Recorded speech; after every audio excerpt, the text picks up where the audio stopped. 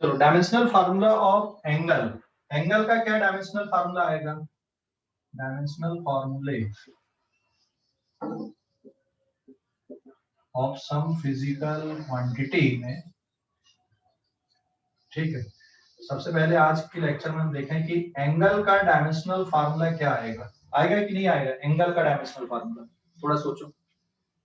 Hello, angle का हाँ बेटा, एंगल का sir it is dimensionless. Yes it is dimensionless, है ना, ये डायमेंशनलेस है। क्यों डायमेंशनलेस है? क्योंकि एंगल की डेफिनेशन होती है arc length divided by radius, radius, है ना, arc length divided by radius. लेकिन इसकी एसआई यूनिट, हाँ इसकी SI unit radian, radian SI unit, बराबर है। तो अगर हम एंगल की डेफिनेशन को देखें, ये पॉइंट ओ हो गया, ये पॉइंट हो गया पी, और यहाँ पे ये आर्क लेंथ ट्रेस की अपन ने, ये एंगल थीटा और ये रेडियस आर है। तो आर्क लेंथ के लिए भी आप एल लिखोगे डिवाइडेड बाय एल, तो एल की पावर 1 माइनस 1 मतलब एल की पावर 0, बराबर है। समझ गए कि नहीं? एल की पावर 0, ठीक है ना, एल की power 0, but it have SI unit, इसकी एसआई यूनिट होती है एंगल की, but there SI unit is radian. Radian के लिए सिंबल आप लिखते हो आर ए। तो angle is dimensionless physical quantity, and dimension क्या जाएगी इसकी, m to the power 0, l to the power 0, d to the power 0। It is dimensionless but it have SI unit and that SI unit is radian, ठीक है, dimensionless है लेकिन इसकी SI unit है, ठीक है ना, डायमेंशनलेस फिजिकल क्वांटिटी है but it have SI unit. Clear हो गया बेटा? Hello sir. हाँ बोलो। सर कोई भी नंबर टू द पावर 0 उसका आंसर 1 आता है, तो वो यहाँ पे यूज नहीं करेंगे? हाँ वही है, मतलब आप इसको 1 मान लो ना, 1, लेकिन इसको ना मेथड ऑफ डायमेंशन जब हम लोग पढ़ रहे हैं तो इसको 1 नहीं लिखते, फिर हम इसको ऐसे ही लिखते हैं, ठीक है। Yes sir. ओके, क्लियर हो गया। और अगेन प्लीज बेटा आप लोग ना चैट में मत डाला करो, फिर इधर आके देखना पड़ता है, दूसरे नहीं दिखता, तो आप लोग ना डायरेक्ट पूछा करो क्वेश्चन। मैंने यहाँ पे एक फिजिकल क्वांटिटी लिखा एंगल, और एंगल का हम लोग क्या देख रहे हैं यहाँ पे, इसका डायमेंशनल फार्मूला क्या है। तो एंगल की डेफिनेशन होती है arc length upon radius. Angle कैसे बनाए हमने, ये एक रेडियस लिया और इस तरह से आर्क हमने ड्रॉ कर दिए, तो ये आर्क लेंथ है एल और ये रेडियस हो गई आर। तो आर्क लेंथ के लिए भी डायमेंशन एल है और रेडियस के लिए भी एल है, तो एल की पावर यहाँ पे 1 है और यहाँ पर भी 1 है, तो 1 माइनस 1 0 मतलब एल टू द पावर 0। तो एंगल एक ऐसी फिजिकल क्वांटिटी हो गई जिसकी एसआई यूनिट है, लेकिन ये कैसी है, डायमेंशन लेस फिजिकल क्वांटिटी है। बात समझ गए कि नहीं? It is dimension, yes sir. अभी समझ गए जिसने पूछा था, दोबारा रिपीट करने के लिए? Yes. Okay excuse me sir. हाँ बोलो। सर आपने वहाँ एसआई यूनिट इज रेडियन के बाद में क्या लिखा है? एसआई यूनिट रेडियन के बाद में ये सिंबल लिखा हूं मैंने आर ए इसका सिंबल होता है, ऐसे लिख दे चल ब्रैकेट में, आर ए ये सिंबल होता है रेडियन के लिए, ठीक है, समझ गए? वो आपने क्या, वो 8 है क्या सर? क्या बेटा? एसआई यूनिट इज रेडियन के नीचे जो लिखा है वो 8 है? 8 नहीं है रे, एंड है, एंड डायमेंशन, ठीक है। Okay sir. ओके तो डायमेंशन, ये dimensionless quantity, m to the power 0, l to the power 0, t to the power 0, dimensionless हो गया ये, लेकिन ऐसा यूनिट होती है इसकी। सिमिलरली सॉलिड एंगल के लिए भी अगर आप देखोगे तो सॉलिड एंगल भी कैसा होता है, dimension less. Yes it is also dimensionless. Dimensionless. ये इस तरह से आप इसको डिनोट कर दोगे, सॉलिड एंगल मतलब इस तरह से बनेगा, जैसे आइसक्रीम का जो कोन होता है ना, ये कुछ इस तरह से, मतलब यहाँ पे ऐसा, और ये एंगल यहाँ पे बन रहा है ऐसा, ये क्या हो जाएगा यहाँ पे, ये वाला पोर्शन रहेगा एरिया, और ये क्या है यहाँ पे इसकी रेडियस है। ठीक है, तो ये वाला जो एरिया है, तो solid angle is equals to area divided by square of radius. Square of radius, not only radius, square of radius. तो इसके कारण एरिया की dimension L square divided by L square. हाँ, जीरो। तो फिर आप इसका डायमेंशनल फार्मूला लिखोगे m to the power 0, l to the power 0, p to the power 0, but it have SI unit, but it have SI unit, that is steradian, और steradian के लिए symbol होता है SR, बस steradian is their SI unit. Clear? कोई doubt अभी? तो plane angle and solid angle, ये दोनों मैंने बना दिया। Plane angle and solid angle ये कैसी क्वांटिटी है? Dimensionless quantity, but they have SI unit, they have SI unit. ठीक है, SI यूनिट है लेकिन डायमेंशन लेस फिजिकल क्वांटिटीज है। क्लियर हो गया बेटा? हेलो, क्लियर हो गया कि नहीं? Yes sir.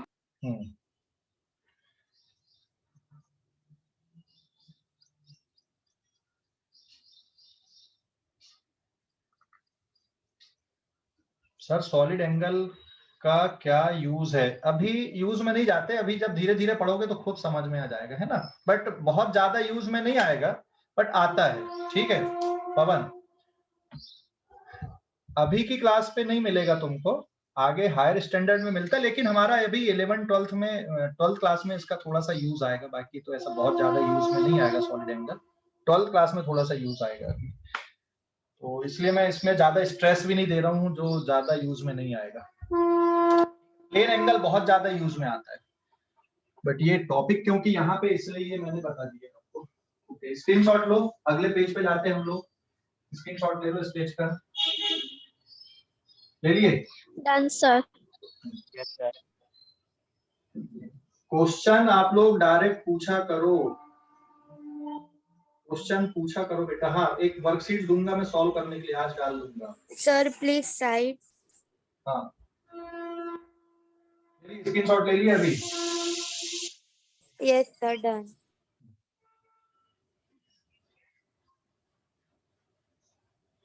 तो अब सर्कुलर मोशन से रिलेटेड कुछ फिजिकल क्वांटिटी, सर्कुलर मोशन से। सर्कुलर मोशन समझते हो कि नहीं समझते तुम लोग? सर्कुलर मोशन पढ़े थे? Now this is page number 2। अभी सर्कुलर मोशन से रिलेटेड कुछ फिजिकल क्वांटिटी बोलो। Uniform accelerated. क्या बेटा? यूनिफॉर्म एक्सेलरेटेड मोशन भी है। अरे यार आवाज नहीं आ रही पवन तेरी बराबर, मेरी आवाज बराबर आ रही कि नहीं तुझे? हाँ सर आपकी क्लियर है। हाँ अभी बराबर आई थी, तेरे एंड से ना थोड़ा सा नेटवर्क का इशू आ रहा है। चलो ठीक है, अभी कुछ फिजिकल क्वांटिटी जो सर्कुलर मोशन से रिलेटेड है। तो सबसे पहले देख लेते हैं हम, एंगुलर डिस्प्लेसमेंट किसको बोलते हैं? ठीक है, angular displacement, angular displacement is theta basically.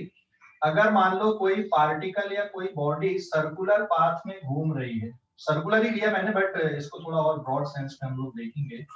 ठीक है, अब ये एंगुलर डिस्प्लेसमेंट कैसे होता है?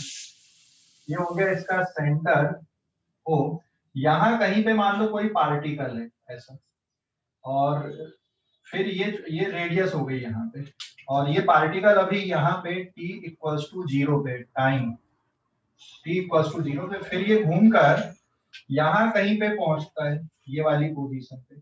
अभी p पे है, अब q पे आ गया। तो इस पार्टिकल ने कितना एंगुलर डिस्प्लेसमेंट कवर किया? ये थीटा है, ये एंगुलर डिस्प्लेसमेंट कहलाता है इसका। ठीक है, आप लोग चैट में प्लीज, आप लोग चैट में मत डाला करो, मुझे इधर पढ़ाते रहते हो चैट देख नहीं पाता। आप लोग क्वेश्चन पूछा करो डायरेक्ट, है ना। आप लोग डायरेक्ट क्वेश्चन पूछ लोगे अनम्यूट करके, वो फटाफट उसका आंसर मिल जाएगा। चैट में फिर मुझे इधर बैठ के देखना पड़ेगा, फिर सभी के एक एक करके जवाब देने पड़ेंगे। या तो फिर वो क्लास के बाद में होगा। ड्यूरिंग क्लास आपको क्वेश्चन पूछना डायरेक्ट पूछोगे, है ना। चैट वाले फिर अपन लास्ट में, क्लास के एंड पे फिर चैट के आंसर्स मिलेंगे आपको। ठीक है, समझ गए? हेलो, मेरे समझ पे? सर प्लीज एक बार रिपीट कीजिए। हाँ, मैं ये रिपीट ये है, देखो कोई पार्टिकल मान लो सर्कुलर पाथ में घूम रहा है, ये कोई पार्टिकल है, ये सर्कुलर पाथ में घूम रहा है। सर्कुलर मोशन समझ गए कि नहीं क्या है? हाँ सर। Yes sir. कोई पार्टिकल सपोज सर्कुलर पाथ में घूम रहा है, ये कोई पार्टिकल है, तो उसका एंगुलर डिस्प्लेसमेंट कितना है? तो एंगुलर डिस्प्लेसमेंट मतलब ये सेंटर हो गया यहाँ पे, दिस इज दियर सेंटर। चलो अभी अगर ऐसे पे नहीं समझेगा तो मैं दूसरा मेथड लेता हूँ। एंगुलर डिस्प्लेसमेंट फिर यहीं पे आ जाएगा आपका angular velocity and angular acceleration. तो जब भी कोई मोशन सर्कुलर पाथ में होता है, ये एक सर्कुलर ट्रैक मैंने बना दिया, अब आप इसको थोड़ा और आसानी से समझ सकते हैं। ये कोई सर्कुलर ट्रैक है मान ले, और ये इस सर्कुलर ट्रैक का सेंटर है ओ, है ना। यहाँ पे मान लो मैंने किसी को बैठा दिया है, सपोज अंशिका इज हियर, ये अंशिका यहां से ऑब्जर्व कर रही है, ठीक है। अंशिका इज ऑब्जर्विंग, अंशिका यहाँ पे इसको ऑब्जर्व कर रही है, सपोज मैं यहाँ पे किसी का और नाम ले लूं, श्रुति को ऑब्जर्व कर रही है श्रुति। और श्रुति यहाँ पे बेटा अभी t=0 टाइम पे यहाँ पे है ना, ये पोजीशन थी। अब ये इसको ऑब्जर्व कर रही थी, अभी इसको यहाँ पे दिख रही है। अब श्रुति इधर से मूव होते होते यहाँ कहीं पे पहुंचती है, मान लो यहाँ पे कितनी देर में पहुंच गई, ये 10 सेकंड में यहाँ पे पहुंच गई श्रुति। अब ये अंशिका ने इसको देखी कि यार ये तो इतना घूम गई, और ये कितना घूम गई, यहाँ पे ये इसकी रेडियस है सपोज 35 मीटर, यहाँ पे इसकी रेडियस है। इसने ये देखा कि श्रुति यहाँ से कितना घूमी है, कितने डिग्री, 60 डिग्री घूम के यहाँ पे पहुंची 10 सेकंड में। समझ गए कि नहीं? Hello, yes sir. तो what is the angular displacement of Shruti with respect to Anshika? Anshika के लिए श्रुति का एंगुलर डिस्प्लेसमेंट कितना है, समझ गए कि नहीं? है ना। तो Yes, कितने डिग्री का है? 60 डिग्री का इसका एंगुलर डिस्प्लेसमेंट है। तो अगर हम इसके अकॉर्डिंग देखें यहाँ पे, what is angular displacement of Shruti for Anshika, और इस या फिर इसको बोला जाता और with respect to Anshika, with respect to Anshika. Anshika के लिए श्रुति का एंगुलर डिस्प्लेसमेंट कितना डिग्री बेटा? 60 डिग्री। इसको थीटा से डिनोट किए, बट एसआई यूनिट में ये डिग्री नहीं चलेगा। एसआई यूनिट में किसमें कन्वर्ट करना पड़ेगा आपको? इसको रेडियन में कन्वर्ट करना पड़ेगा। रेडियन। हाँ, और रेडियन में ये वैल्यू किसकी इक्वल आएगी यहाँ पे? π/3। It is equals to π/3 radian, बराबर। तो एंगुलर डिस्प्लेसमेंट समझ गए। अब एक और टर्म होता है यहाँ पे, इसकी एंगुलर स्पीड या एंगुलर वेलोसिटी क्या है, मतलब किस रेट से इसका एंगल बदल रहा है। तो अगर मैं यहाँ पे लिख दूं, ये तो हो गया एंगुलर डिस्प्लेसमेंट। तो एंगुलर डिस्प्लेसमेंट कैसी क्वांटिटी है? डायमेंशन लेस है या डायमेंशन वाली क्वांटिटी है? डायमेंशन वाली। हाँ, डायमेंशन वाली नहीं ना, एंगल की डायमेंशन होती है क्या? नो सर, एंगल की डायमेंशन नहीं है ना। m to the power 0, l to the power 0, t to the power 0, it is the dimensionless। ये क्या है यहाँ पे? ये एक सर्कुलर ट्रैक है, और इस सर्कुलर ट्रैक पे श्रुति यहाँ पे मूव कर रही है। अब अगर हम देखें यहाँ पे एंगुलर वेलोसिटी कितनी आएगी, तो एंगुलर वेलोसिटी या ऑब्लिक स्पीड लिख लूं मैं, एक ही बात है। यहाँ पे वेलोसिटी में डायरेक्शन आ जाएगा, और इसको मैं डिनोट कर रहा हूँ यहाँ पे सिंबल ओमेगा, ये सिंबल होता है ओमेगा। तो एंगुलर वेलोसिटी इक्वल्स टू होता है angular displacement with respect to time, angular displacement divided by time taken या टाइम इंटरवल, टाइम इंटरवल। ठीक है, तो एंगुलर वेलोसिटी कितनी आ जाएगी? तो इसको डिग्री में नहीं लिखते हम, इसको एसआई यूनिट में लिखेंगे। तो ये कितना यहाँ पे it is π/3 radian divided by 10 second, क्योंकि 10 सेकंड पे हुआ ना, यहाँ से P से कहां तक पहुंची है, Q तक पहुंची श्रुति, P पोजीशन से Q पोजीशन तक। तो एंगुलर वेलोसिटी कितनी हो गई इसकी, π/30 रेडियन पर सेकंड। समझ गया बेटा, π/30 radian per second is their angular velocity. Clear हो गया कि नहीं? Yes sir. कोई डाउट अभी इस पे? कोई डाउट? अब इसका डायमेंशनल फार्मूला देखो, SI unit is their radian per second, ये इसके SI यूनिट है radian per second. Dimensional formula क्या बनेगा, देखो angular m to the power 0 l to the power 0 m to the power 0 l to the power 0 t to the power 0, ये किसके लिए आ गया, एंगुलर डिस्प्लेसमेंट के लिए आ गया, और टाइम के लिए क्या जाएगा, t to the power 1। तो फाइनली इसका जो डायमेंशनल फार्मूला बनेगा वो किसके बराबर बन रहा है, m to the power 0 l to the power 0 t to the power minus। समझ गए, ये इसका डायमेंशनल फार्मूला है। और SI यूनिट क्या है, एंगुलर वेलोसिटी या स्पीड के लिए radian per second is their SI unit and dimensional formula is this. समझ गए? समझ गए अभी कि डाउट है किसी को भी? पूछो, चैट पे नहीं लिखना, डाउट पूछो डायरेक्ट। चैट पे लिखने का मतलब आप लोग शर्माते हो। टेंजेंशियल डायरेक्शन में डिस्प्लेसमेंट होगा सर, विल, ये तो सब कहानी हो गई, पुरानी चीजें आ गई सर, ये डेल्टा कन्वर्जन सॉलिड एंगल नहीं, चलो ठीक है। हाँ तो यहाँ तक बताओ भाई, कोई डाउट किसी को भी? किसी को भी है क्या? अंशिका सेंटर पे खड़ी हो गई है और श्रुति को ऑब्जर्व कर रही है अंशिका कि भाई श्रुति P पोजीशन से कहां तक जा रही है, Q पोजीशन तक जा रही है। ठीक है sir, angular displacement sir meter में सर, क्या बेटा? डिस्प्लेसमेंट का जो यूनिट है हाँ सर वो मीटर है। नहीं, एंगुलर डिस्प्लेसमेंट की यूनिट रेडियन आएगी ना बेटा, मीटर थोड़ी रहेगी। एंगुलर डिस्प्लेसमेंट भाई कैसे घूम रहा है, अगर ये अंशिका यहाँ पे खड़ी हो गई है ना सेंटर पे और वो श्रुति को देख रही है, जैसे अभी श्रुति इधर देख रही है, अब वो इधर जा रही है, तो क्या करना पड़ेगा, मुझे भी ऐसा घूमना पड़ेगा उसको देखने के लिए। तो कितना एंगल घूमा, समझ गए कि नहीं? अगर इसका लीनियर डिस्प्लेसमेंट देखोगे तो इसका लीनियर डिस्प्लेसमेंट ये आएगा, ये अलग आएगा ना, linear displacement, this is this displacement, बराबर है? हेलो, यस हाँ, लीनियर डिस्प्लेसमेंट इज दिस, यहां से यहां तक का डिस्प्लेसमेंट ये लीनियर डिस्प्लेसमेंट होगा।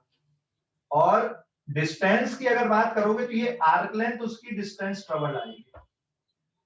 अगर आप इसकी वेलोसिटी देखोगे तो ये वाला डिस्टेंस आएगा यहां से यहां तक का, और स्पीड अगर देखोगे तो ये आर्क लेंथ में कितना डिस्टेंस कवर हुआ डिवाइडेड बाय टाइम टेकन। तो ये दो तीन क्वांटिटीज यहाँ पे आ गई, एक हो गई एंगुलर डिस्प्लेसमेंट आ गया, एक हो गया एंगुलर वेलोसिटी। अभी समझ गए कि नहीं? Hello sir. हाँ सर सर्कुलर पाथ में शॉर्टेस्ट डिस्टेंस का डायमीटर होगा ना? क्या बेटा?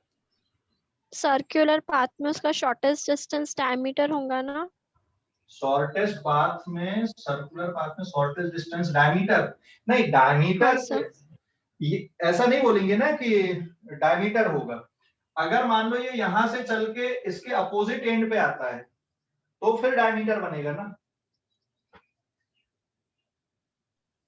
Yes sir. तो डिपेंड करेगा सिचुएशन कैसी है, चल कैसे रहा है ना। तो अगर ये यहां से यहां तक आएगा तो डायमीटर रहेगा, यहां से चल के यहां तक आएगा तो फिर डायमीटर थोड़ी है, फिर तो इस तरह से आपको देखना पड़ेगा। सर और अगर पूरा सर्कल कवर किया तो? पूरा सर्कल कवर किया, घूम के वापस वहीं पे आ गया तो उसका डिस्प्लेसमेंट जीरो। हाँ, displacement is zero, but angular displacement is not zero. एक और बात, displacement is zero but angular displacement is not zero in that case. ठीक है? Yes sir. हाँ, displacement is zero but angular displacement is not zero. अगर ये पूरा एक राउंड मार के यहाँ पे आ जाए तो एंगुलर डिस्प्लेसमेंट कितना हो जाएगा, 2 पाई 360 डिग्री हो जाएगा। ठीक है, 360 डिग्री हो जाएगा, 2 पाई होगा, लेकिन लीनियर डिस्प्लेसमेंट उसका जीरो हो जाएगा। दोनों में फर्क है। तो आई थिंक ये क्लियर हो गया होगा, कोई डाउट तो नहीं है? अभी आगे बढ़ सकते हैं हम? Yes sir. ओके चलो ठीक है, स्क्रीनशॉट लो इस पेज का। अब एक और टर्म में यहाँ पे डिफाइन करने वाला हूँ, एंगुलर एसिलरेशन। ये तो हो गया एंगुलर डिस्प्लेसमेंट, फिर एंगुलर वेलोसिटी या एंगुलर स्पीड, और फिर अब हम आ रहे हैं, मैंने यहाँ पे एंगुलर वेलोसिटी और एंगुलर स्पीड को यूनिट वाइज या डायमेंशन वाइज सेम ही लिखा है, बट एंगुलर वेलोसिटी अगर बोलते ना तो डायरेक्शन भी आता है, और स्पीड बोलते तो उसमें डायरेक्शन नहीं आता, बस फर्क यही है। और इसका डायरेक्शन कैसे होता है वो अभी हम लोग नहीं पढ़ रहे हैं, आगे पढ़ेंगे जब सर्कुलर मोशन पढ़ते। यहाँ पे क्यों बताना जरूरी था, अभी हमारा पर्पस था इसकी यूनिट और इसका डायमेंशन देखना, ठीक है, समझ गए कि नहीं। लेकिन यूनिट और डायमेंशन देखने के लिए भी इस तरह से डिफाइन करना पड़ेगा। क्लियर हो गया बेटा, समझ गए अभी कि नहीं? Yes sir. ओके, स्क्रीनशॉट लो, स्क्रीनशॉट लो, अभी ले लिए? हाँ सर। Done. अब एक और टर्म होता है एंगुलर एसिलरेशन, एक और टर्म आएगा यहाँ पे, एंगुलर डिस्प्लेसमेंट हो गया, अब एक और टर्म आएगा एंगुलर एसिलरेशन। अब एंगुलर एसिलरेशन किसको बोलेंगे? अब angular acceleration, Change in angular velocity upon time. हाँ, change in angular velocity with respect to time, this is page number 3। एक और टर्म आएगा अब angular acceleration, it is denoted by letter alpha. और angular acceleration मतलब change in angular velocity divided by time interval, time interval. तो change in angular velocity मतलब delta omega upon time. तो बेटा अभी यूनिट बताओ जरा क्या बनेगी, एंगुलर वेलोसिटी की यूनिट क्या होती है? रेडियन पर सेकंड, है ना, और फिर इसकी यूनिट भी हो गई सेकंड। सेकेंड। हाँ, हम एसआई यूनिट की बात कर रहे हैं, जरूरी नहीं कि ऐसे ही लिखो, रेडियन पर मीटर पर आवर भी लिख सकते हो, रेडियन पर मिनट लिख सकते हो, रेडियन पर डे लिख सकते हो, बट हम यहाँ पे बात कर रहे हैं एसआई यूनिट की। अभी ये बिल्कुल नहीं है कि हाँ ये सिर्फ हमेशा रेडियन पर सेकंड में ही लिखा जाएगा, ऐसा नहीं है। रेडियन पर सेकंड में भी लिख सकते, रेडियन पर मिनट लिख सकते, रेडियन पर आवर लिख सकते, रेडियन पर डे लिख सकते, रेडियन पर ईयर लिख सकते हैं, समझ गए कि नहीं? Hello, yes sir. हाँ, और अच्छा, डिग्री पर सेकंड लिख सकते हैं कि नहीं लिख सकते? लिख सकते हैं, लिख सकते हैं सर। लिख सकते, but that is not the SI unit. Degree पर सेकंड लिख दो, डिग्री पर मिनट लिख दो, but that is not the SI unit, ठीक है, वो कुछ और होगी, बट ये एसआई यूनिट है। तो हम हमारा जो कैलकुलेशन चल रहा है वो एसआई सिस्टम पे चल रहा है। ओके, तो अभी इसके हिसाब से आप बताओ कि डायमेंशनल फार्मूला क्या बनेगा। तो इसकी यूनिट बन जाएगी रेडियन पर सेकंड स्क्वायर। तो अब इसके अकॉर्डिंग आप बताओ कि इसका डायमेंशनल फार्मूला क्या बनेगा। देखो, चेंज इन वेलोसिटी का angular velocity t-1, t to the power यहाँ पे एक और t आ गया, तो सॉल्व करने को होगा m to the power 0, l to the power 0, t to the power -2। This t is to the power the angular acceleration. अब डे टू डे लाइफ में आप एंगुलर एसिलरेशन देखते हो डेली, डेली बोल रहा हूं मैं, डे टू डे लाइफ में एंगुलर एसिलरेशन कहाँ पे देखते हो, कोई बता सकता है क्या? डे टू डे लाइफ में एंगुलर एसिलरेशन देखते हो क्या? बताओ जरा, डेली देखते हो आप? फैन चालू करते हो कि नहीं चालू करते डेली? Yes. तो जब आप फैन का स्विच ऑन करते हो तो क्या तुरंत एक जैसी स्पीड से घूमता है कि पहले उसकी स्पीड बढ़ती है फिर कांस्टेंट होती है? सर पहले बढ़ती है पहले फिर स्पीड constant बढ़ती है फिर कांस्टेंट होती है। हाँ, तो वो जो स्पीड बढ़ रही है वो घूमने वाली स्पीड बढ़ रही है ना। तो जब तक घूमने वाली स्पीड बढ़ रही है, मतलब जब तक एंगुलर वेलोसिटी इंक्रीज हो रही है, तब तक एंगुलर एसिलरेशन आएगा। और जब कांस्टेंट एंगुलर स्पीड से घूमने लगेगा थोड़ी देर बाद, 15 सेकंड 20 सेकंड बाद, तो फिर एंगुलर एसिलरेशन 0 होगा। वैसे ही जब आप स्विच ऑफ करते हो तब क्या होता है, जिस स्पीड से वो फैन घूम रहा होता है उसके बाद उसकी स्पीड क्या होने लगती है, धीरे धीरे डिक्रीज, कम होने लगती है। समझ गए कि नहीं? तो Yes, sir. फिर से वहां पे एंगुलर रिटार्डेशन वर्ड हम उसके लिए यूज करेंगे कि हाँ इसमें क्या आ गया, एंगुलर रिटार्डेशन आ गया, ठीक है ना? समझ गए? Excuse me, Yes, sir. sir. हाँ बोलो, कुछ बोल रहा है कोई? सर व्हीकल्स के जो व्हील्स होते हैं उसमें भी एंगुलर एक्सीलरेशन होता है बिल्कुल क्या? बेटा, व्हीकल्स के जो व्हील्स होते हैं उसमें भी एंगुलर एक्सीलरेशन आएगा जब आप राउंड के साथ में या रोटेशन के साथ बात करोगे। लेकिन जैसे हम गाड़ी चला रहे हैं तो हम उसके राउंड को ना मेजर करते हुए डिस्टेंस को मेजर करते हैं ना, एक जगह से दूसरी जगह, इसलिए वो लीनियर एक्सीलरेशन भी हो गया। और अगर आप राउंड को मेजर कर रहे हैं तो फिर वो रोटेशन वाले टर्म आ जाएंगे आपके। अगर आप राउंड को मेजर कर रहे हैं तो एंगुलर डिस्प्लेसमेंट हो जाएगा, एंगुलर वेलोसिटी वाला टर्म हो जाएगा, एंगुलर एक्सीलरेशन वाला टर्म हो जाएगा। समझ गए कि नहीं? Yes sir. आप गाड़ी को स्टैंड में खड़ी रहने दो और फिर एक्सीलरेटर दो, क्या करता है वो एक्सीलरेटर? देखो जरा, फिर जो पहिए के घूमने के रेट है उसको कम ज्यादा करता है ना?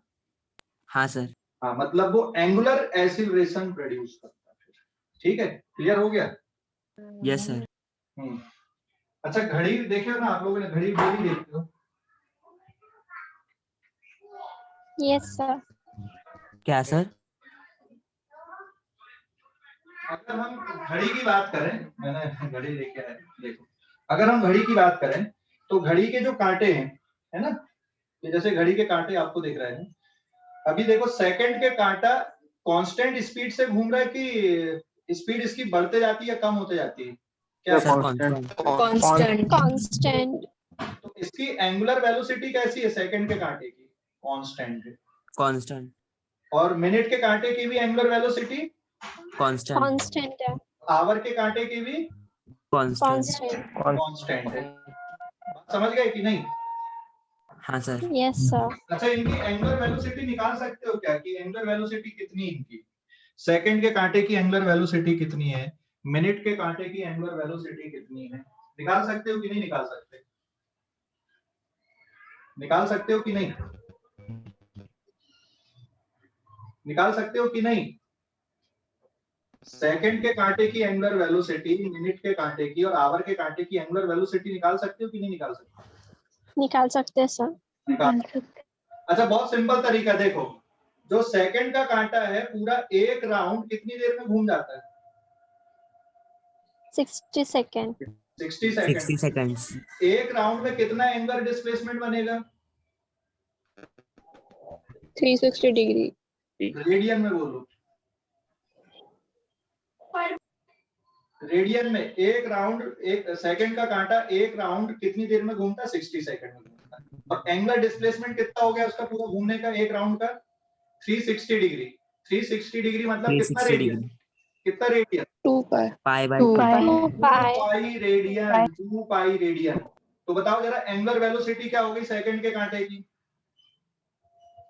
या तो आप 360 डिग्री डिवाइडेड बाय 60 सेकंड लिख दो, तो 0 से 0 6 डिग्री पर सेकंड आया ना? Yes yes sir. या फिर रेडियन में कन्वर्ट कर लो बेटा, तो 2 पाई डिवाइडेड बाय 60 करना पड़ेगा फिर। समझ गए? हेलो? Pi by 30। हाँ, pi by 30 radian per second. और अगर पाई की वैल्यू 3.14 रख दोगे तो और भी निकल जाएगा और सिंप्लीफाइड हो जाएगा आंसर। ऐसे ही मिनट के कांटे की भी निकाल सकते हो कि नहीं? मिनट के कांटे की निकाल एंगुलर सकते हैं। वेलोसिटी कैसे आएगी? Yes sir. मिनट का कांटा पूरा एक राउंड यहां तक आएगा, 2 पाई रेडियन घूमेगा। कितनी देर में घूमेगा बेटा मिनट का कांटा? 60 सेकेंड।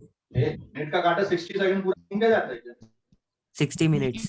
60 मिनट में। हाँ, तो 360 डिग्री डिवाइडेड बाय 60 मिनट या 2 pi radian divided bye 60 minute. अब मिनट को और सेकंड में कन्वर्ट कर दो आप तो भी निकल जाएगा। ऐसे ही आवर के कांटे का हो गया। समझ गए कि नहीं? Yes sir. Suppose this is the earth. Earth के रोटेशन के लिए बताओ जरा, अर्थ के रोटेशन का, अर्थ के अपने एक्सिस पे रोटेशन की एंगुलर वेलोसिटी निकलेगी कि नहीं? यस। यस सर, निकल जाएगी। कितनी निकलेगी? अर्थ अपने एक्सिस पे कितनी देर में घूमती है? 24 hours. 24 one hours. Rotation 24 hours में कंप्लीट करती है। मतलब ये जो दिख रहा है ना, ये अभी तुम्हारे सामने दिख रहा है, तुम्हारे फेस पे भूत है ना। अभी ये अर्थ मान ले, तो तुम्हारे सामने फिर से दोबारा कब देखेगा ये? कितनी देर पे? After 24 hours. आफ्टर 24 में आवर्स। देखेगा। मतलब 2 पाई रेडियन घूमेगा 24 आवर में। तो 2 pi radian divided by 24 hour, ये अर्थ की एंगुलर स्पीड हो गई अपने एक्सिस पे रोटेशन की। समझ गए कि नहीं?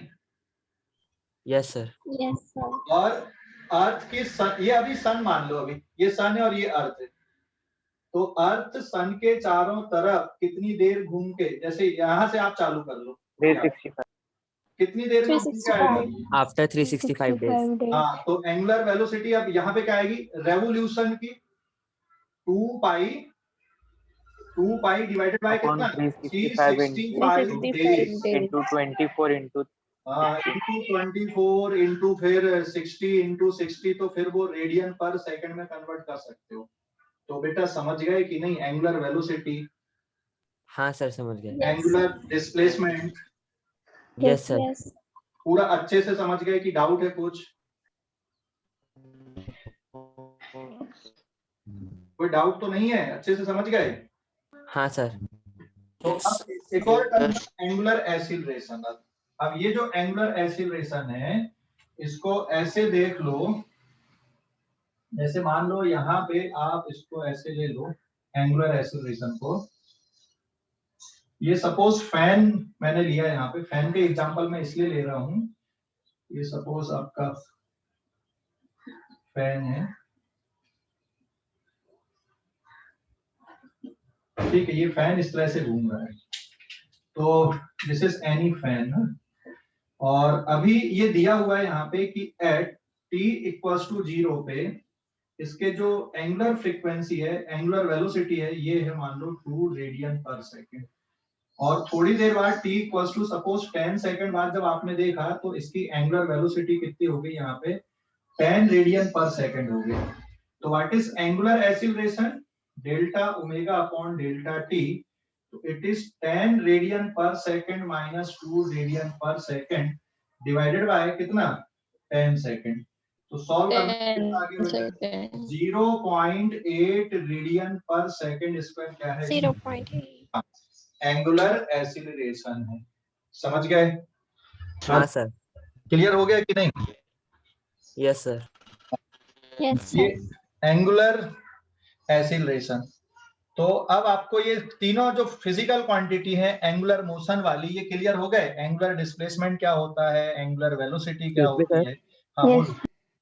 सर एंगुलर एक्सीलरेशन में जैसे जैसे एंगल चेंज होता है वैसे वैसे स्पीड भी इंक्रीज होती है ना? नहीं, एंगल चेंज होने से नहीं, एंगुलर एक्सीलरेशन का मतलब एंगुलर वेलोसिटी के चेंज होने से। वैसे ठीक है कि भाई एंगल चेंज हो रहा है मतलब एंगुलर वेलोसिटी चेंज हो रही है, और अगर एंगुलर वेलोसिटी चेंज हो रही है तो एंगुलर एक्सीलरेशन आएगा। लेकिन अगर कांस्टेंट रेट से एंगल चेंज हो रहा है तो फिर एंगुलर एक्सीलरेशन नहीं आएगा। एंगल अगर नॉन कांस्टेंट रेट से, अगर एंगल की वैल्यू यूनिफॉर्मली की जगह नॉन यूनिफॉर्मली अगर चेंज हो रही है तो फिर एंगुलर एक्सीलरेशन आएगा। ठीक है? हाँ सर. हाँ, अभी क्लियर हो गया कि नहीं? Yes sir. पक्का? हाँ सर.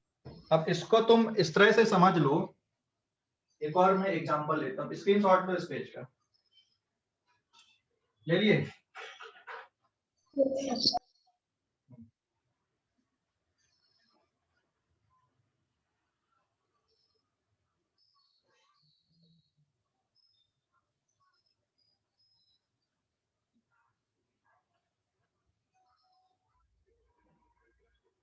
पेज नंबर 5 पे हम लोग आते हैं।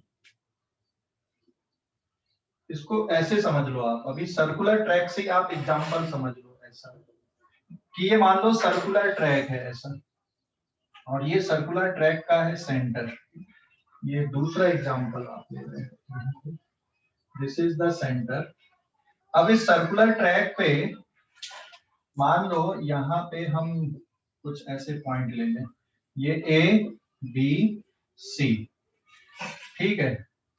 यहाँ पे ये पर्सन दौड़ रहा है, लेकिन ये दौड़ रहा है यहाँ पे कांस्टेंट स्पीड से है, ये कांस्टेंट स्पीड से दौड़ रहा, मान लो t इक्वल्स टू 0 पे यहाँ पे है, और फिर यहाँ पे जब ये पहुंचा बिल्कुल बी वाली पोजीशन पे, तो ये 10 सेकंड में पहुंच गया, और यहाँ पे 20 सेकंड में ये पहुंच गया।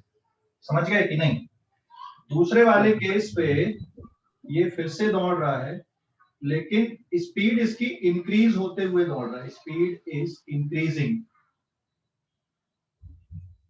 तो t इक्वल्स टू 0 से ये दौड़ा, और यहाँ पे मान लो बी पोजीशन पे ये पहुंच गया t इक्वल्स टू 8 सेकंड में, और फिर ये सी पोजीशन पे पहुंच गया यहाँ पे मान लो कितनी देर पे, ये हो जाएगा यहाँ पे 12 सेकंड पे। क्लियर हो गया कि नहीं? सिचुएशन समझ गए? हाँ सर। यहाँ पे ये कांस्टेंट स्पीड से दौड़ रहा है, तो अगर ये कांस्टेंट स्पीड से दौड़ रहा है तो इसकी एंगुलर वेलोसिटी तो आएगी। What is here angular velocity? अगर तुम देखोगे यहाँ से यहाँ तक 90 डिग्री आया, 90 डिग्री मतलब पाई बाई 2, कितनी देर में पहुंच गया? 10 सेकंड में पहुंच गया। तो इस pi upon 20 radian per second is here angular velocity. What is angular acceleration? आएगा कि नहीं आएगा? Angular acceleration 0 upon 10, 0 radian per second square. तो एंगुलर एक्सीलरेशन नहीं आएगा। और यहाँ पे आएगा कि नहीं आएगा बेटा? ये वाले केस पे आएगा सर। आएगा। यहाँ पे आएगा, क्योंकि एंगुलर वेलोसिटी यहाँ से यहाँ तक चेंज हुई, फिर यहाँ से यहाँ तक और चेंज होगी। तो यहाँ पर की एंगुलर स्पीड आएगी इसकी पाई बाई 2 डिवाइडेड बाय 10, और यहाँ पर की एंगुलर स्पीड आएगी again it is pi by 2 divided by, यहाँ पे कितना टाइम लग रहा है इसको? 4 सेकंड। 8। हाँ, तो अभी समझ गए कि नहीं? तो क्योंकि एंगुलर वेलोसिटी यहाँ पे ए से बी के लिए कितनी है? Pi upon 20 radian per second है। फिर एंगुलर वेलोसिटी बी से लेकर सी तक के लिए कितनी है? Pi upon 8 radian per second है। और अगर एंगुलर एक्सीलरेशन देखोगे डेल्टा ओमेगा अपॉन टी, तो it is pi by 8 minus pi by 20 whole divided by कितना लिख दोगे? 12 लिख दोगे। तो ये आंसर अब आपका आ जाएगा रेडियन पर सेकंड। तो यहाँ पे angular acceleration is not equals to 0 in second case. अभी समझ गए कि नहीं? हाँ यस। हाँ, तो एंगुलर एक्सीलरेशन बिल्कुल क्लियर हो गया कि डाउट है कुछ एंगुलर एक्सीलरेशन को लेकर? क्लियर हो गया एंगुलर एक्सीलरेशन यस सर। सभी को? Yes sir. ठीक सर है। वो जीरो एक्सेलरेशन कैसे है? हाँ, जीरो एक्सीलरेशन कैसे आया? पहले वाले केस पे देख, पहले वाले केस में जो एंगुलर वेलोसिटी है वो कांस्टेंट है, मतलब एक जैसी स्पीड से अगर ये दौड़ रहा है सर्कुलर ट्रैक पे और आप सेंटर पे खड़े होकर देख रहे हो उसको, तो क्या लग रहा है? उसकी एंगुलर स्पीड कांस्टेंट है। जो एंगल में चेंज आ रहा है, एंगल यूनिफॉर्मली बदलेगा, बराबर है? समझ गए कि नहीं? Yes sir. हाँ, और दूसरे वाले केस में एंगल यूनिफॉर्मली बदल रहा है क्या? इक्वल टाइम इंटरवल में इक्वल एंगल चेंज हो रहे हैं कि बढ़ते जा रहे हैं? सर अलग अलग अलग अलग आ रहा है। ठीक है, इसलिए सेकंड वाले केस में एंगुलर एक्सीलरेशन है और फर्स्ट वाले केस में एंगुलर एक्सीलरेशन नहीं है। आप ऐसे भी समझ ले बेटा, यहाँ पे थ्रू आउट द मोशन ए से सी तक जाने में 1 सेकंड में 10 डिग्री नहीं, कितना ये 90 डिग्री में 10 सेकंड जा रहा है। तो हर एक सेकंड में कितना घूम रहा है? ये 9 डिग्री, बराबर है? 9 डिग्री। हाँ, हर सेकंड में 9 डिग्री घूम रहा है। लेकिन सेकंड वाले में ऐसा बोल सकते हो क्या कि हर एक सेकंड में एक जैसा घूम रहा है? No sir. No sir.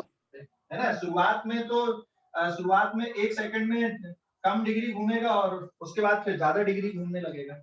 मतलब ये ऐसे समझ ले तू, जैसे ये घड़ी का कांटा है और ये अभी यहाँ पे स्लो घूम रहा है, फिर थोड़ी देर बाद फास्ट घूमने लगे, जैसा किसमें होता है? फैन में जैसा होता है।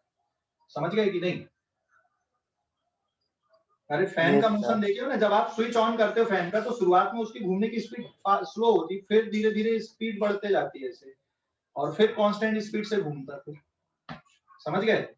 लेकिन Yes, यहाँ sir. पर इसका जो मोशन है ये बिल्कुल कांस्टेंट स्पीड से चल रहा है। ये अगर तुम इसके कांटे के मोशन देखोगे कांस्टेंट स्पीड से घूम रहा है। अभी क्लियर हो गया? हाँ या ना?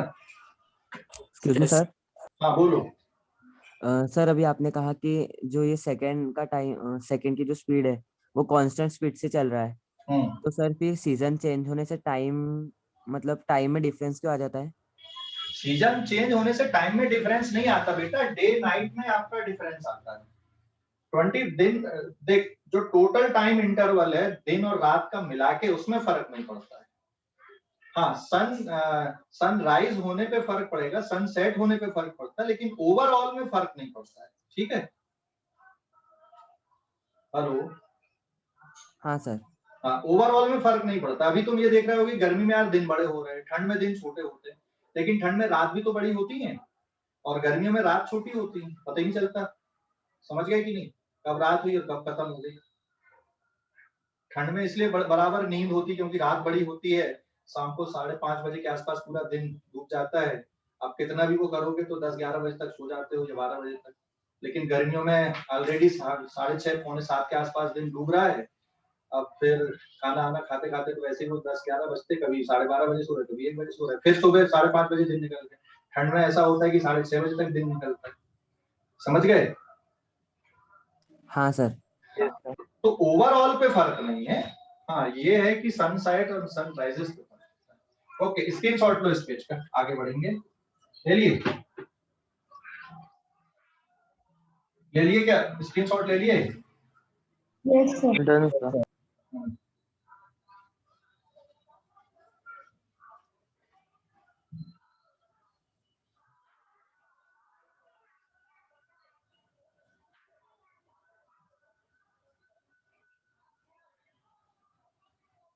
पेज नंबर 6 है।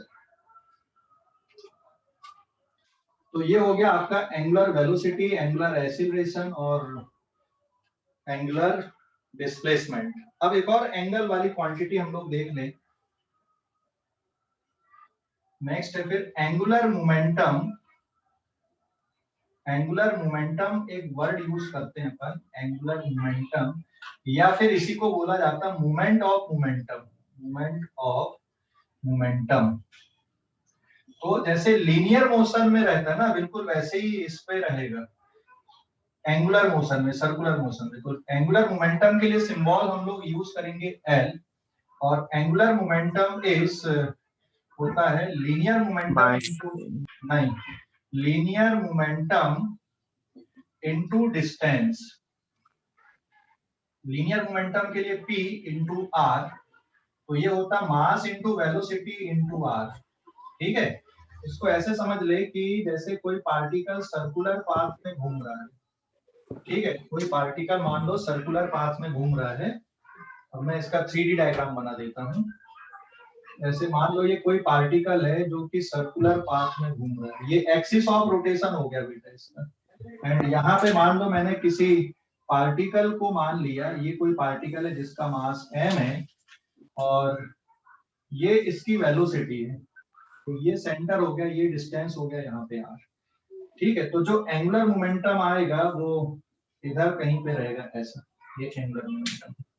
तो अभी इस डायरेक्शन पे नहीं जाना। एंगुलर मोमेंटम मतलब मोमेंट ऑफ मोमेंटम। आप सेंटर से बैठ के अगर ऑब्जर्व कर रहे हैं कि भाई इसका मोमेंटम कितना है, तो हम लीनियर मोमेंटम नहीं देखेंगे, हम क्या देखेंगे, इसका एंगुलर मोमेंटम देखेंगे। और एंगुलर मोमेंटम का फार्मूला क्या हो गया, mvr हो गया सर्कुलर पाथ के लिए। तो अभी मैं सिर्फ बेसिक बता रहा हूं, है ना, ताकि आप फिजिकल क्वांटिटी को ध्यान में रख सको। ये सर्कुलर पाथ है अभी। तो यहाँ पे फार्मूला क्या हो गया, mvr, और r क्या है यहाँ पे डिस्टेंस है।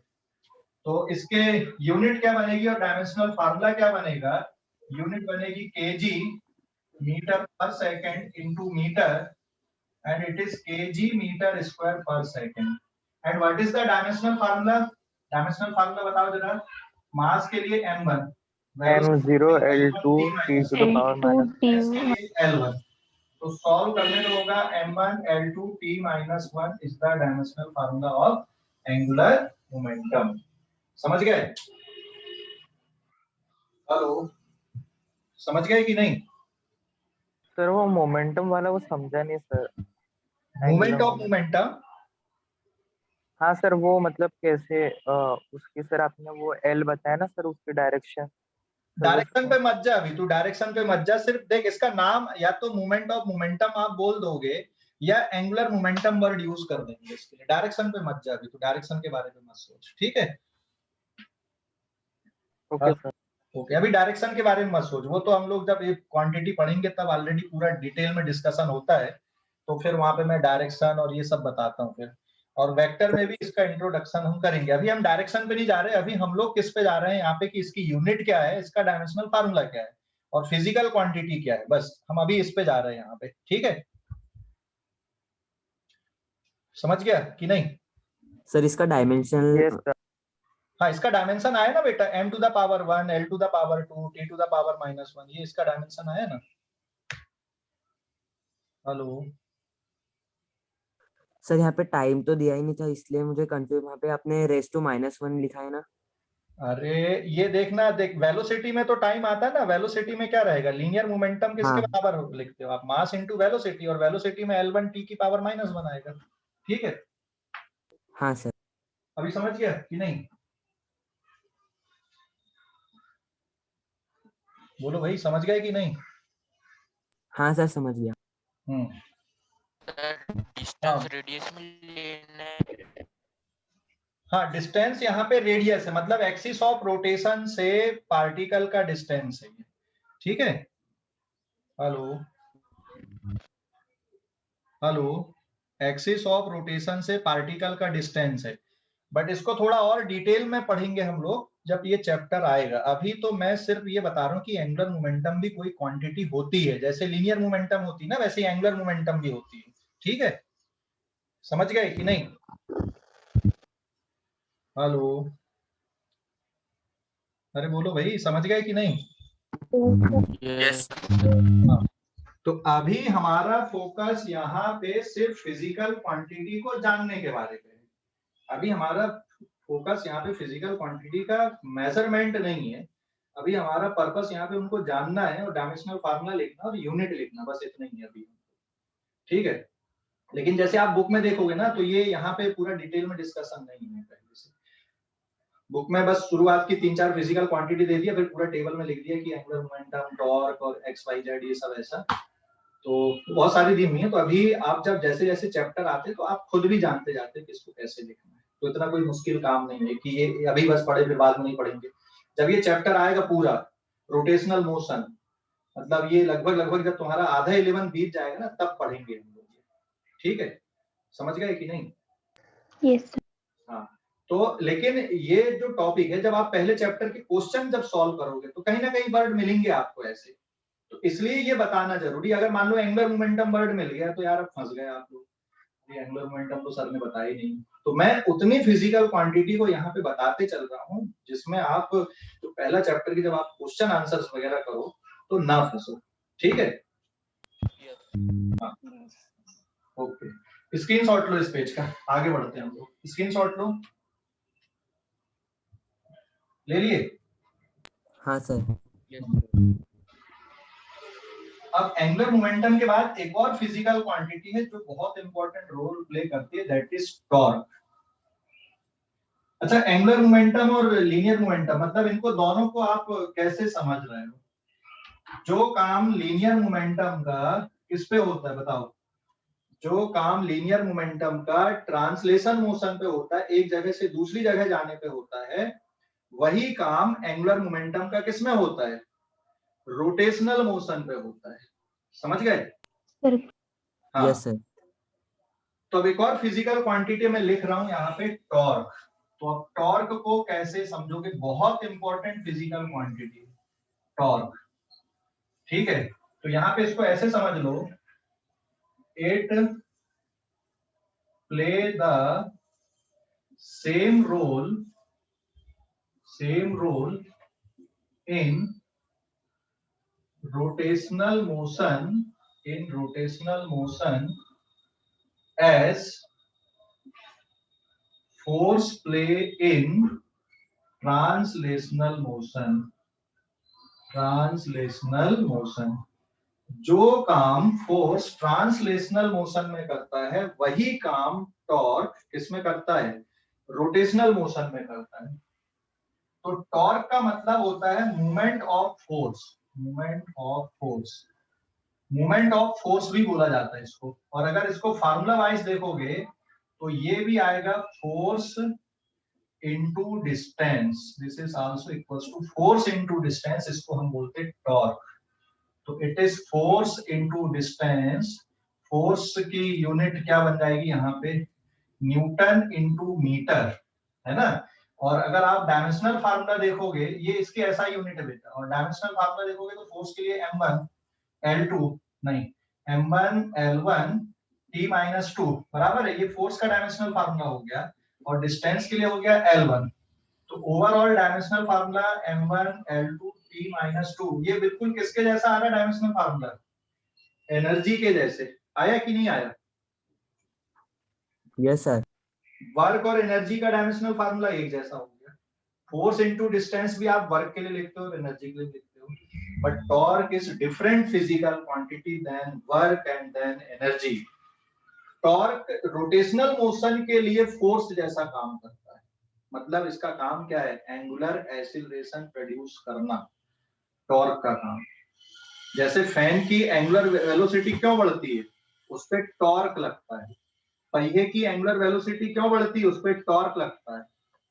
ठीक है, आप जैसे किसी ढक्कन को अगर खोल रहे हो तो क्या करते हो आप, किसी ढक्कन को खोलने के लिए क्या करते हो बताओ, उस पर टॉर्क आप लगाते हो। जैसे ये, ठीक है, ये जैसे मान लो बॉक्स है, मुझे इसके ढक्कन को खोलना है, ये तो आप क्या कर रहे हैं, इस पे टॉर्क लगा रहे हैं, उंगलियों से इसके एंड पे आप फोर्स लगा रहे हैं और ये बीच में से घूम रहा है, ऐसा समझ गए कि नहीं? सर मतलब रोटेशनल मोशन में फोर्स लगाना। हाँ नहीं, फोर्स तो लग रहा, लेकिन रोटेट करने के लिए फोर्स लगाने से जो नया टर्म बनेगा आपका, रोटेट होने के लिए, एंगुलर एक्सीलरेशन प्रोड्यूस करने के लिए, उसको क्या बोलेंगे हम, टॉर्क बोलेंगे। समझ गया? हेलो? Yes sir. तो इसको और तुम देख लो, जैसे नट बोल्ट खोले हो कि नहीं खोले हो कभी, नट बोल्ट खोला है सर। खोला है, कैसे खोलते हो उसको? सर वो इंस्ट्रूमेंट पाना। Screw driver. पाना बोलते हैं उसको, ये पाना हो गया। ऐसा क्या करते हो भैया, ये पाना है, यहाँ पे रेंच हम जिसको बोलते हैं, सपोज आप इसको बोलते हैं भैया ये पाना है और this is the wrench actually, और ये बोल्ट है। अभी ये कैसे खोलेगा, अगर इसको कसना है तो क्या करोगे आप, यहाँ से फोर्स लगाओगे, हाँ या ना? Yes sir. है ना? अब यहाँ से आप इस पे फोर्स लगाओगे तो यहाँ पर, अच्छा ये हैंडल है इसका, इस हैंडल का क्या काम है बताओ जरा। हैंडल अगर बड़ा रहेगा या तो छोटा वो रहेगा, हाँ बड़ा रहेगा तो फोर्स कम लगेगा, बिल्कुल। क्योंकि परपेंडिकुलर डिस्टेंस उसका ज्यादा रहेगा। हाँ, अगर हैंडल जितना ज्यादा बड़ा रहेगा फोर्स उतना कम लगेगा, और हैंडल छोटा रहेगा तो फोर्स ज्यादा लगेगा। ज्यादा लगेगा। किसके लिए, इसको घुमाने के लिए, इसको कसने के लिए। तो अगर आप फोर्स ऐसा लगा रहे हो तो ये ऐसा घूमेगा, मतलब टॉर्क इस तरह से प्रोड्यूस होगा। तो ये जो हैंडल है, यहां से लेकर यहां तक का जो डिस्टेंस हो गया, ये हो गया r, और ये हो गया यहाँ पे फोर्स। तो फोर्स इनटू दिस डिस्टेंस, ये एक नई फिजिकल क्वांटिटी बनाता है, जिसको क्या बोलते हैं हम, टॉर्क बोलते हैं। समझ गए?